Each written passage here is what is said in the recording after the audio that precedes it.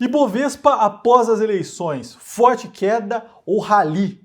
O que muda e o que não muda para o investidor de bolsa? Eu separei aqui 5 pontos, 5 análises que todo investidor tem que saber. Esse é o tema do vídeo de hoje, pessoal. Mas antes de começar, dá um like. Se você não é inscrito, inscreva-se, ative as notificações e comentem como você está em relação às eleições. Otimista para o Ibovespa ou pessimista? Eu vou sortear esse quiz do canal e um livro, Os Axiomas de Zurich. Para participar, basta comentar. O resultado será na próxima terça-feira, 9h30 no meu Instagram, nos stories.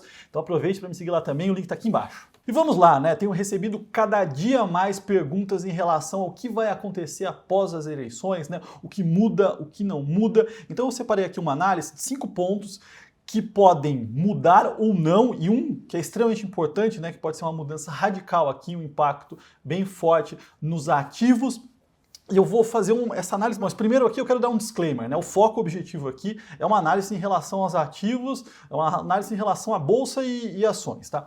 E é consequência da política. Então eu vou tomar premissas aqui, de um lado, situação Bolsonaro, tá? E é ele e Paulo Guedes. Paulo Guedes é um cara de Chicago, né, que representa o pensamento liberal, como vocês sabem, né, eu sou um cara que tem um viés liberal, sou micro, olho muito para essa vertente econômica. Na outra ponta, o Lula, né, oposição, e aqui eu estou considerando um Lula como ele fez os governos dele, tá? Não radical, mas à esquerda. Então vamos tentar olhar isso aqui sem nenhuma paixão, sem nenhum viés, tá, pessoal? Então vamos começar aqui nossa análise, né? O primeiro ponto dessa análise é o cenário positivo, né, de inflação para o nosso mercado. E o que nós temos, né? Então, acabou de sair dados de inflação IPCA no Brasil essa semana, né, na sexta-feira. A inflação caiu 0,36, ou seja, mais um mês de deflação. Quando a gente olha, né, o acumulado no ano, 4,39%. Em 12 meses, 8,73, ou seja, né, a inflação está caindo bastante quando a gente olha aqui o acumulado nos 12 meses, né? A gente veio de um patamar de 12% para 8,73, em praticamente aqui 2 meses.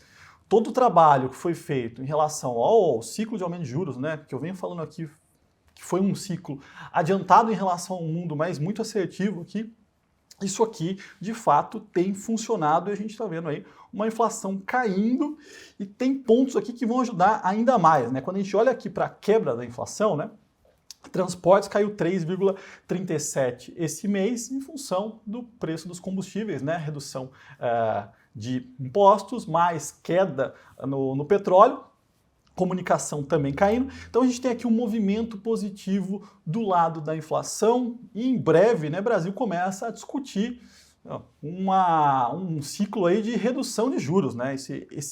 Essa conversa logo surge na pauta e isso vai ajudar os ativos dos investidores. E além disso, a gente vê o petróleo aqui caindo bastante nos últimos meses em função da redução da tensão lá na Rússia. Então tudo isso vai ajudar e a questão é, esse cenário positivo de inflação e de uma possível redução de juros, essa discussão e essa pauta que é positiva, vai permanecer independentemente de Bolsonaro ou Lula, né? A não sei que faça uma grande besteira e não é isso que eu estou pressupondo aqui no modelo. Esse cenário de inflação controlada e uma possível discussão de corte de juros vai continuar e isso é positivo. Ponto número 2, dólar. O que vai acontecer com o dólar? E aqui é um cenário onde as coisas podem mudar radicalmente, né? Quando a gente olha aqui para esse gráfico, e todos esses gráficos na tabela eu coloquei no meu canal do Telegram, então quem não faz parte, aproveite para entrar, já acompanha os vídeos com todos esses dados, né?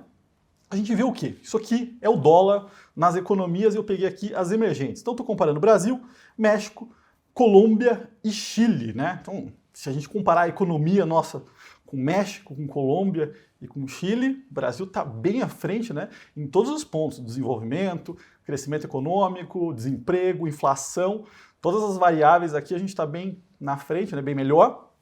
E o ponto é, quando a gente olha para a moeda, o dólar foi o que mais subiu, né, na nossa economia. Então o dólar aqui subindo 65%, peguei o acumulado em 5 anos, né, e principalmente esse rally começou após a pandemia. No México 12%, na Colômbia 50% e no Chile 45%. Então qual que é a minha visão aqui? O real depreciou demais. Não faz sentido o nível que está. Ainda mais no momento que a gente tem um juros altos. A gente está assistindo um fluxo de entrada no Brasil e isso deve provocar uma queda do dólar. A questão é a tensão com as eleições. No caso do Bolsonaro, a situação continuar, e com um governo ali liberal, né, com Paulo Guedes, lógico que não existem perfeições, mas ele tem um viés, ele tem uma cabeça, ele tem uma agenda reformista e liberal, e uma tranquilidade em relação à eleição, né, porque nesse momento a gente vive uma tensão desde o início do ano que vai acontecer. O fluxo de dinheiro deve continuar e a gente deve ver aqui uma queda no dólar, ainda mais com esse nível de juros, né. Na contraparte, um Lula, uma agenda ainda incerta e barulhos que podem acontecer em relação à mudança de política monetária, entre outros pontos, pode estressar e ter uma alta aqui no dólar. Tá? Então essa é a minha visão para o dólar. Existem cenários bem diferentes aqui, caso situação ou oposição ganhe. Terceiro ponto, e é o ponto da visão do cenário externo, e isso não muda. A gente tem um cenário externo desafiador. Inflação, baixo crescimento, né? Questões com produtividade, escassez do lado de energia, de forma generalizada em Europa, Estados Unidos e China, uma questão ali de crescimento econômico menor. Tudo isso vai continuar, vai ser desafiador e de alguma forma impacta os mercados emergentes, né, numa visão um pouco mais negativa, mas como disse, né, no relativo aqui nossa inflação está bem melhor e o Brasil está ganhando um destaque, um foco no meio dessa tensão toda. A gente vê nos Estados Unidos com uma inflação ainda alta, né, 8,5% acumulado nos últimos 12 meses. Assistimos, né, nessa semana o Banco Central Europeu, né, da zona do euro, subindo os juros ali, subiu 0,75, né, então num ritmo ali bem agressivo, tentando conter a inflação que por lá está bem acelerado. Né? A gente está vendo uma inflação lá acumulada nos últimos 12 meses na zona do euro de 9,1, ou seja, a inflação na Europa ao consumidor está acima da inflação no Brasil. E eles não fazem a menor ideia de como vão resolver isso, ainda mais se tratando de um problema de falta de oferta, principalmente de energia. Lá o buraco é bem mais para baixo, né? Não tem na literatura como resolver esse tipo de problema. Quando a gente olha para a Alemanha, né? A Alemanha aqui, inflação ao produtor, né? Então, comparável ao nosso GPM, 37%. Uma paulada também, né? Ali vão sofrer muito. Esse cenário deve continuar e, de alguma forma, né, deve impactar ali o sentimento de forma geral dos investidores, dos estrangeiros, e isso pode causar algum estresse aqui, mas isso não muda, independentemente de Lula ou Bolsonaro. E aí, né, muita gente me pergunta, né, como montar uma carteira nesse cenário, né, de forma geral, né, eleições, estresse lá fora, mas uma melhora aqui do nosso lado econômico, muitas ações bem amassadas, né, com um baita de um potencial. Eu sempre recebo essa questão, então vou aproveitar para deixar um link aqui, né, eu tenho um time dedicado na Levante a fazer uma consultoria, né, uma carteira personalizada de acordo com o perfil de cada um. Então quem quiser conversar com a equipe, o link está aqui embaixo, fiquem à vontade. E vamos para o quarto ponto, né, que é uma visão aqui em relação às estatais, e aqui sim temos uma mudança que pode ser bem grande. Né? Quando a gente olha para Banco do Brasil e Petro, então duas empresas estatais e do governo federal, né, o que elas têm em comum? Elas estão sendo negociadas a múltiplos extremamente baixos. Né? Quando a gente olha para a Petro, uma empresa que está sendo negociada abaixo de 3 vezes EV/EBITDA, distribuindo muito, né? Gerando caixa. Assim, os próximos anos não serão tão positivos, né? Mas mesmo assim vai gerar muito caixa ainda.